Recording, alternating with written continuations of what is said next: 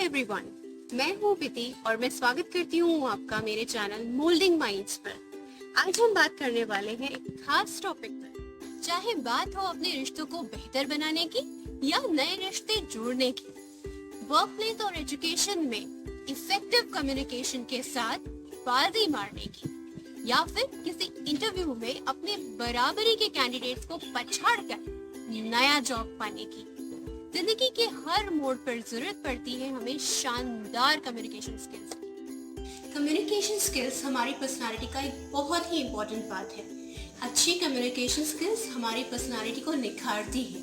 तो चलिए दोस्तों, आज हम अपनी बातें शुरू करते हैं कम्युनिकेशन स्किल्स के बारे में। एक बहुत बड़ी गलतफहमी है लोगों में कि कम्युनिकेशन स्किल्स का मतलब होता है फ्लुएंट इंग्लिश बोलना।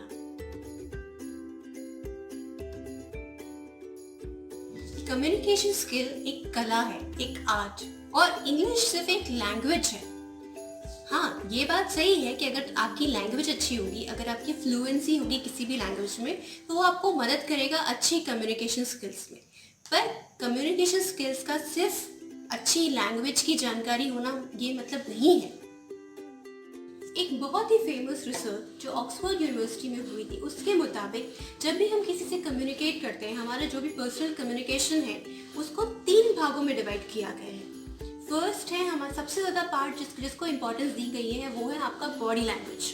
बॉडी लैंग्वेज की इम्पोर्टेंस पूरी कम्युनिकेशन में 55% है। दूसरा है आपका टोन ऑफ वॉइस, उसकी इम्पोर्टेंस बताई गई है 38%। और तीसरा है जो वर्ड्स हम यूज़ कर रहे हैं, जो लैंग्वेज हम यूज़ कर रहे हैं, कितनी फ्लुएंसी से बोल रहे हैं, उसकी वोकैबुलरी कितनी स्ट्रॉन्ग है, उसका सिर्फ 7% इम्पोर्टेंस है। बहुत ही आश्चर्यजनक बात है, मैं जानती हूँ, पर मैं आपको बताऊंगी कि कैसे बॉडी लैंग्वेज और टोन ऑफ वॉइस और वर्ड्स जो हम यूज़ कर रहे हैं वो इन्फ्लुएंस करता है हमारी कम्युनिकेशन। तो सबसे पहले बात करते हैं बॉडी लैंग्वेज की। बॉडी लैंग्वेज का एक बहुत ही इम्पोर्टेंट पार्ट है पोस्चर। तो पोस्चर कैसे इंपॉर्टेंट है हमारे कम्युनिकेशन में, वो मैं आपको एक एग्जांपल देके बताती हूँ। जैसे कि किसी ने मुझसे पूछा कि तुम काम क्या करती हो, या कुछ भी मेरे काम के बारे में बोला, और मैंने बताते बताते बोला मैं बहुत ही पैशनेट हूँ मेरे काम के बारे में, मैं बहुत ही हार्ड वर्किंग हूँ, बहुत मेहनत करती हूँ, ये सब कुछ मैंने बोला। लेकिन ये सब कुछ बोलते बोलते मेरा पोस्चर कैसा था, आराम से फैल कर बैठी हूँ सोफा पे, या फिर पैर लंबे करके बैठी और बोल रही हूँ कि मैं तो बहुत मेहनत करती हूँ। तो क्या मेरी बॉडी उस इंसान को सही मैसेज दे रही है? इस मोमेंट पे मैं जो बोल रही हूँ, मेरे वर्ड्स और मेरी बॉडी लैंग्वेज मैच नहीं कर रहे हैं, तो दोनों अलग अलग। मैं आराम से फैल के बैठी हूँ, सामने वाला सोचेगा ये क्या, ये तो लेजी दिख रही है, तो कैसे ये हार्ड वर्किंग और पैशनेट। तो इसीलिए सही पोस्चर होना अच्छी कम्युनिकेशन स्किल्स के लिए बहुत ज़रूरी है, ताकि कोई रॉन्ग मैसेज पास ना हो सामने वाले इंसान के, जो आपसे बात कर रहा है या आपकी बात सुन रहा है। नेक्स्ट एग्जाम्पल मैं लेती हूँ एक क्लोज्ड एंड ओपन पर्सनालिटी का। क्लोज पर्सनालिटी मतलब जब देखो तब ऐसे हैंड्स क्लोज करके बैठ जाते हैं, ऐसे हाथ ऐसे बांध के बैठ जाते हैं, इसको बोलते हैं क्लोज्ड पर्सनालिटी। फॉर एग्जाम्पल जैसे मैं स्कूल में पढ़ा रही हूँ और मैं ऐसे करके बैठ गई सामने टेबल पे। अगर किसी बच्चे को मुझसे डाउट पूछना होगा या मेरे से कोई परमिशन लेनी होगी किसी चीज़ की, वो बहुत सोचेगा कि मैं जाऊँ कि नहीं जाऊँ मैम के पास। क्यों? क्योंकि मैं ऑलरेडी अपने आप को बंद करके बैठी हूँ। तो मेरा बॉडी लैंग्वेज जो है वो सामने वाले को मैसेज दे रहा है कि मैं उसकी बात नहीं सुनने वाली, मैं क्लोज्ड हूँ, मैंने अपने आप को बंद कर दिया, मैं उसकी कोई भी चीज़ को एक्सेप्ट नहीं करने वाली हूँ। या फिर मैं ऐसे करके बैठ गई, मतलब मैंने ठान ली है कि मैं तुम्हारी बात नहीं सुनूंगी या तुम्हारी बात नहीं मानूंगी। तो ये भी एक तरह का गलत मैसेज है। जबकि अगर जैसे कि मेरी आदत है, जब मैं बात करती हूँ तो मेरे हाथ बहुत ही ऐसे से, तो this is an example of an open personality. जब भी आप लोगों से बात करें, सामने वाले से बात करें, तो जितना हो सके अपने पाम का एरिया दिखाइए इस लोगों को। इससे ये इंप्रेशन जाता है सामने वाले को कि ये एक बहुत ही ओपन पर्सनालिटी है, और जो भी मैं इससे बोलूँगा वो मेरे से सुनेगी, मेरी बातों को सुनेंगी, समझेंगी, एक्सेप्ट करेंगी।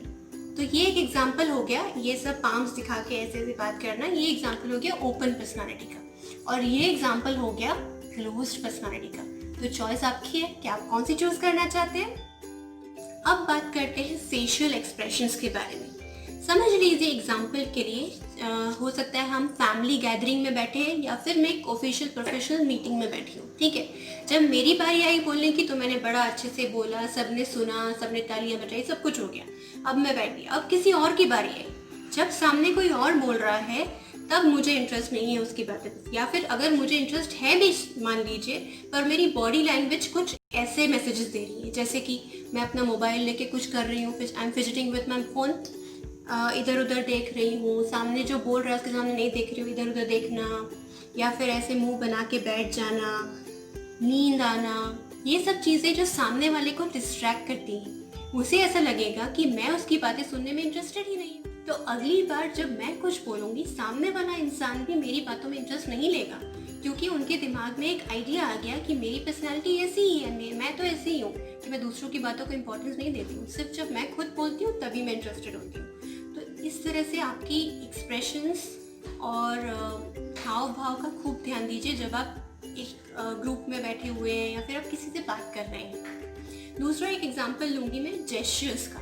जेस्चर्स मतलब जो हम हाथ से इशारे करते हैं, थम्स अप, वेरी नाइस, छोटे से बड़ा, बड़े से छोटा, ऐसे करके जब भी हम लोग कुछ बात करते हैं तो हम हाथों की मदद से क्या दर्शाना चाहते हैं उनको जेस्चर्स बोलेंगे। मान लीजिए फॉर एग्जांपल मैंने खाना खाया, मेरी मम्मी ने बहुत अच्छा कुछ खाना बनाया था और उन्होंने मुझसे पूछा कि बेटा कैसा बना था खाना।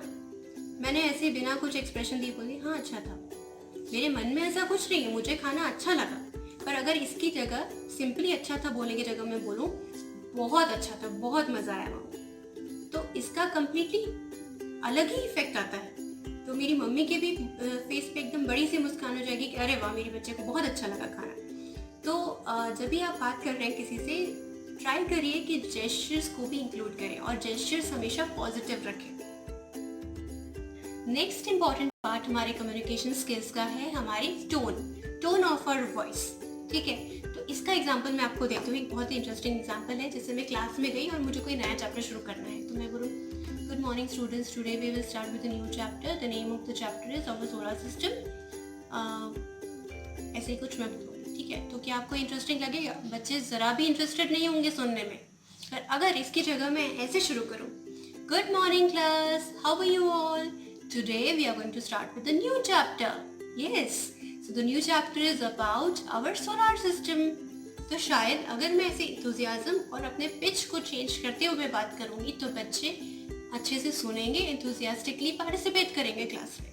दूसरा एग्जाम्पल है, अगर मैं किसी ऐसे सिचुएशन में गई जहाँ पे कोई हॉस्पिटलाइज्ड है, बहुत ही बीमार चल रहा है काफ़ी टाइम से, और मैं उनसे मिलने जाती हूँ, तो वहाँ मैं एंथुसियास्टिकली नहीं बोल सकती हूँ हाय कैसे हैं आप, काफ़ी टाइम से नहीं मिले हम, तो तब वहाँ पे ऐसे बात नहीं कर सकते। तो वहाँ तो मुझे बहुत ही सहजता के साथ बोलना पड़ेगा, कैसे हैं आप, तबीयत कैसी है, ठीक है, डॉक्टर ने क्या कहा, दवाइयाँ ठीक से ले रहे हैं या नहीं ले रहे हैं, तो उस टाइम शांति से बात करनी है। तो हमें समझना है कि हमारा किस सिचुएशन में कैसा टोन होना चाहिए, इसीलिए इम्पोर्टेंस ऑफ टोन इज 38%। कई बार जैसे अगर मैं किसी चीज़ को के बारे में खुश भी हूँ, लेकिन मैं अगर अपने टोन में खुशी नहीं दिखाती हूँ तो सामने वाला सोचेगा मैं ज़बरदस्ती वो काम कर रही हूँ। इसीलिए हमेशा choose the right tone for whatever thing you are talking about.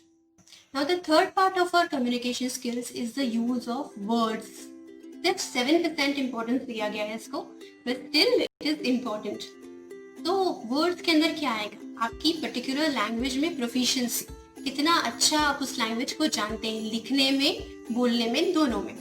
ठीक है, तो उस लैंग्वेज, पर्टिकुलर लैंग्वेज जिसको आप बोलना चाहते हैं उसको आप कैसे अच्छा कर सकते हैं। एक तो चीज़ हो गई, आप उसकी वोकैबुलरी डेवलप कीजिए। अब वोकैबुलरी डेवलप करने का मतलब ये नहीं हुआ कि मैं रोज डिक्शनरी में से 10-20 वर्ड्स लर्न कर लूँ अच्छे से और हर अपने सेंटेंस में जबरदस्ती उन वर्ड्स को डालने की कोशिश करूँ। जिससे भी बात कर रही हूँ, आज जो 10 वर्ड्स पढ़े हैं उनको कहीं ना कहीं एडजस्ट करूँ, तो नहीं, ये बहुत खराब लगता है। ठीक है, तो हमें समझना है कि हमें कैसे वर्ड्स यूज करने हैं, किस सिचुएशन में, और वोकैबुलरी डेवलप करना भी इम्पोर्टेंट है। उसके लिए आप क्या कर सकते हैं, आप रीड कर सकते हैं बुक। और दूसरा एक बहुत इम्पोर्टेंट टिप मैं देना चाहूँगी कि choose one motivation for you. कोई एक रोल मॉडल चूज करिए। आपका रोल मॉडल कोई जर्नलिस्ट हो सकता है, कोई टीवी स्टार हो सकता है, कोई पॉलिटिशियन हो सकता है जिसको आप बहुत पसंद करते हैं जब वो बोलते हैं, उनकी ओरेटरी स्किल्स बहुत ज़्यादा अच्छी है। तो आप बार बार उनके ऑडियोज या वीडियोज सुन के, आप उनको सुन के अपने आप को डेवलप कर सकते हैं। और आप रीड कर सकते हैं ज़्यादा। आप जैसे आपको इंग्लिश पर्टिकुलर फ्लुएंसी चाहिए तो आप इंग्लिश मूवीज़ देख सकते हैं। अपना जो रोल मॉडल है वो ऐसा चूज़ करिए जो ज़्यादा इंग्लिश में बोलता है, उनको सुनिए बोलते हुए। उस तरह से आप अपनी वोकैबुलरी भी डेवलप करेंगे, अपनी लैंग्वेज को भी अच्छा करेंगे और अच्छे से बोल भी पाएंगे। एक और चीज जो इम्पोर्टेंट है वो है लिसनिंग स्किल्स। हमें बोलने के साथ साथ सुनने की भी आदत डेवलप करनी है। अगर हम ही हमेशा बोलते जाएंगे तो हमें पता नहीं चलेगा कि मतलब आसपास क्या चल रहा है, इस सिचुएशन को समझ नहीं पाएंगे आप ठीक से।